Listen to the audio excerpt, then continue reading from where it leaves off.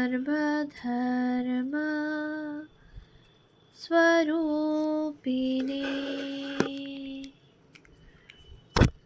अवतार वरिष्ठाय रामकृष्णाय ते नमः। শ্রী শ্রী রামকৃষ্ণ লীলা প্রসঙ্গ দ্বিতীয় ভাগ, গুরুভাব উত্তরার্ধ এবং দিব্যভাব ও নরেন্দ্রনাথ। পূজনীয় স্বামী শারদানন্দজি মহারাজের রচনা। গুরুভাব সম্বন্ধে শেষ কথা, পৃষ্ঠা সংখ্যা 103। ওই বিষয়ে দ্বিতীয় দৃষ্টান্ত। আবার একদিন দক্ষিণেশ্বরে আমরা তাহার নিকট বসিয়া আছি। সেটা 1884 খ্রিস্টাব্দের অক্টোবর মাস। ইহার কিছুদিন পূর্বে শ্রীযুক্ত প্রতাপ হাজরার মাতার পীড়ার সংবাদ আসায় ঠাকুর তাহাকে অনেক বুঝাইয়া সুঝাইয়া মাতার সেবা করিতে দেশে পাঠাইয়া দিয়াছেন। সেদিনও আমরা উপস্থিত ছিলাম। অদ্য সংবাদ আসিয়াছে প্রতাপচন্দ্র দেশে না যাইয়া বৈদ্যনাথ দেওঘরে চলিয়া গিয়াছে। ঠাকুর ওই সংবাদে একটু বিরক্তও হইয়াছেন। এ কথা সে কথার পর ঠাকুর আমাদিগকে একটি সঙ্গীত গাহিতে বলিলেন এবং কিছুক্ষণ পরে ঠাকুরের ভাবাবেশ হইল। সেদিনও ঠাকুর ওই ভাবাবেশে জগদম্বার সহিত বালকের ন্যায় বিবাদ আরম্ভ করিলেন। বলিলেন, অমন সব আদাড়ে লোককে এখানে আনিস কেন? একটু চুপ করিয়া, আমি অত পারব না। 1 সের দুধে 1 আধপো জলই থাক, তা নয়, 1 সের দুধে 5 সের জল। জাল ঠেলতে ঠেলতে ধোঁয়ায় চোখ জ্বলে গেল। তোর ইচ্ছে হয় তুই দিগে যা, আমি অত জাল ঠেলতে পারব না। অমন সব লোককে আর আনিসনি। কাহাকে লক্ষ্য করিয়া ঠাকুর ওই কথা মাকে বলিতেছেন তাহার কি দূরদৃষ্ট, এ কথা ভাবিতে ভাবিতে আমরা ভয়ে বিস্ময়ে অভিভূত হইয়া স্থির হইয়া বসিয়া রহিলাম। মার সহিত ঐরূপ বিবাদ ঠাকুরের নিত্য উপস্থিত হইত। তাহাতে দেখা যাইত যে যে আচার্য পদবীর সম্মানের জন্য অন্য সকলে লালায়িত, ঠাকুর তাহা নিতান্ত অকিঞ্চিৎকর জ্ঞানে মাকে নিত্য তাহার নিকট হইতে ফিরাইয়া লইতে বলিতেন। ঠাকুরের অনুভব, সরকারি লোক আমাকে জগদম্বার জমিদারির যেখানে যখনই গোলমাল হইবে সেইখানেই তখন গোল থামাইতে ছুটিতে হইবে। এইরূপে ইচ্ছাময়ী জগদম্বা নিজ অচিন্ত লীলায় তাহাকে অদৃষ্টপূর্ব অদ্ভুত উপলব্ধি সকল আজীবন করাইয়া তাহার ভিতর যে মহৎ উদার আধ্যাত্মিক ভাবের অবতারণা করাইয়াছেন, তা ইতঃপূর্বে জগতে অন্য কোনো আচার্য মহাপুরুষেই আর করেন নাই। এই কথাটি ঠাকুরকে বুঝাইবার সঙ্গে সঙ্গে অপরকে কৃতার্থ করিবার জন্য ঠাকুরের ভিতরে ধর্মশক্তি তিনি যে কতদূর সঞ্চিত রাখিয়াছেন এবং ওই শক্তি অপরে সংক্রমণের জন্য তাহাকে যে কি অদ্ভুত যন্ত্রস্বরূপ করিয়া নির্মাণ করিয়াছেন, তদ্বিষয়েও জগন্মাতা ঠাকুরকে এই সময়ে দেখাইয়া দেন। ঠাকুর সবিস্ময়ে দেখিলেন বাহিরে চতুর্দিকে ধর্মাভাব, আর ভিতরে মার লীলায় ওই অভাব পূরণের জন্য অদৃষ্টপূর্ব শক্তি সঞ্চয়। দেখিয়া বুঝিতে বাকি রহিল না যে আবার মা এ যুগে অজ্ঞান মোহরূপ দুর্দান্ত রক্ত বীজ ও বধে রণরঙ্গে অবতীর্ণা। আবার জগৎ মার অহেতুকে করুণার খেলা দেখিয়া নয়ন সার্থক করিবে এবং অনন্ত গৌণময়ী কোটি ব্রহ্মাণ্ড নায়িকার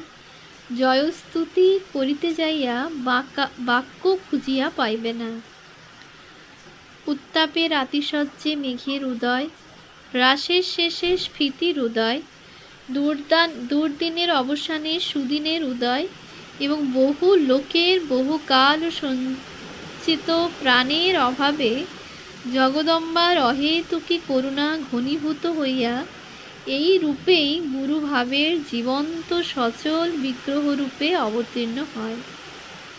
জগদম্বা কৃপায় ঠাকুরকে ওই কথা বুঝাইয়া আবার কৃপা করিয়া দেখাইলেন, ঠাকুরকে লইয়া তাহার ঐরূপ লীলা বহু যুগে বহুবার হইয়াছে, পরেও আবার বহুবার হইবে। সাধারণ জীবের ন্যায় তাহার মুক্তি নাই। সরকারি লোক আমাকে জগদম্বার জমিদারির যেখানে যখনই কোনো গোলমাল উপস্থিত হইবে, সেখানেই তখন গোল থামাইতে ছুটিতে হইবে। ঠাকুরের ওই সকল কথার অনুভব এখন হইতে যে হইয়াছিল, এ বিষয় আমরা ওইরূপে বেশ বুঝিতে পারি।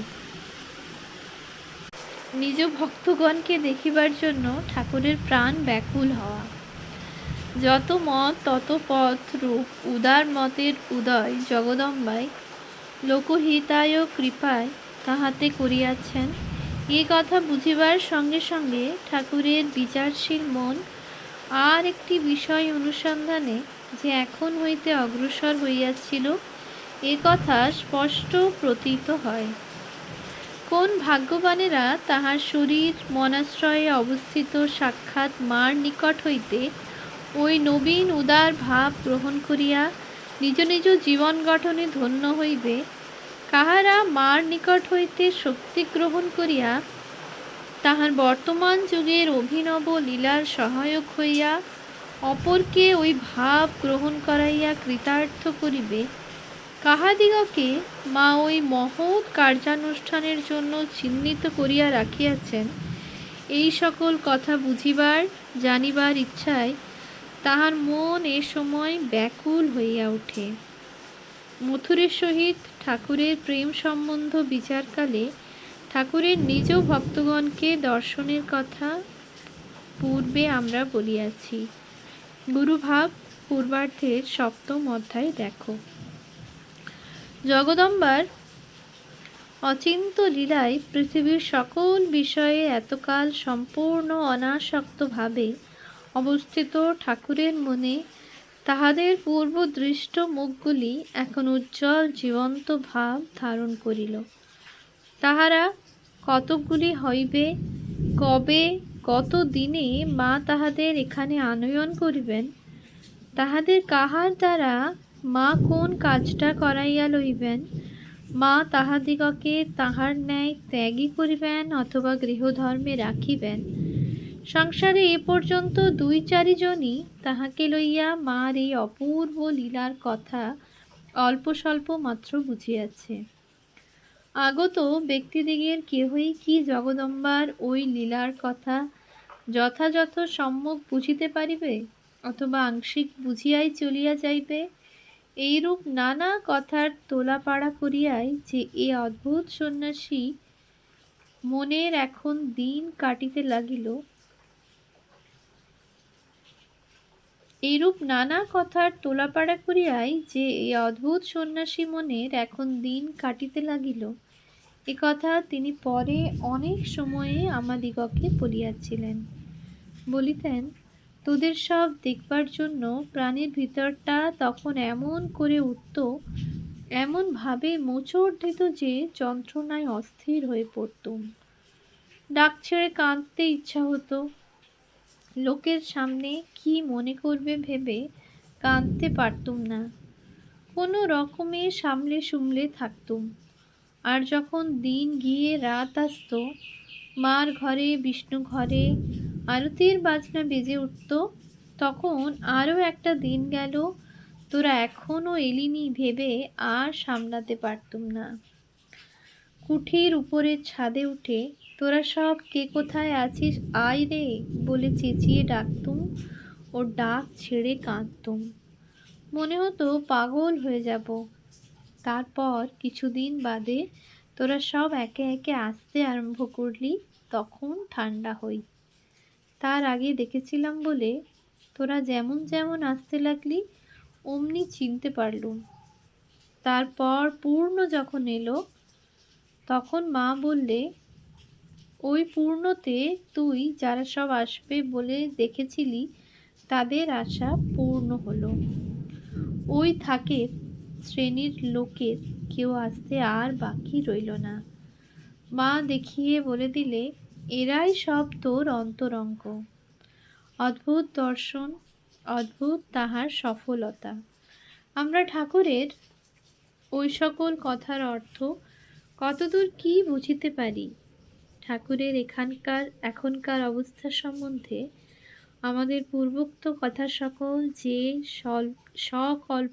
সকপল কল্পিত নহে, পাঠককে উহা বুঝাইবার জন্যই ঠাকুরের ওই কথাগুলির এখানে উল্লেখ করিলাম। ঠাকুরের ধারণা যার শেষ জন্ম সেই এখানে আসবে, যে ঈশ্বরকে একবারও ঠিক ঠিক ডেকেছে তাকে এখানে আসতে হবেই হবে। এইরূপে নিজ উদার মতের অনুভব করিবার এবং গ্রহণের অধিকারী কাহারা এ কথা নির্ণয় করিতে যাইয়া ঠাকুরের আর একটি কথারও ধারণা উপস্থিত হইয়াছিল। ঠাকুর উহা আমাদিগকে স্বয়ং অনেক সময় বলিতেন, যার শেষ জন্ম সেই এখানে আসবে, যে ঈশ্বরকে একবারও ঠিক ঠিক ডেকেছে তাকে এখানে আসতে হবেই হবে। কথাগুলি শুনিয়া কত লোক কত কি যে ভাবিয়াছে তাহা বলিয়া ওঠা দায়।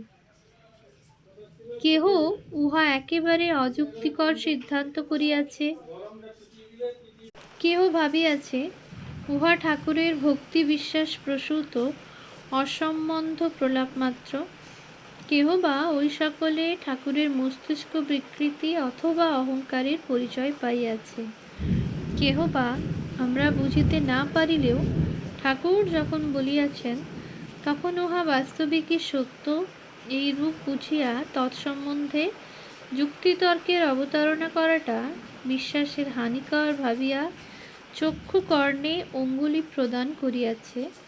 আবার কেহ বা ঠাকুর যদি উহা কখনো বুঝান তো বুঝিব ভাবিয়া উহাতে বিশ্বাস বা অবিশ্বাস কিছুই একটা পাকা না করিয়া উহার সপক্ষে বা বিপক্ষে যে যাহা বলিতেছে তাহা অবিচলিত চিত্তে শুনিয়া যাইতেছে।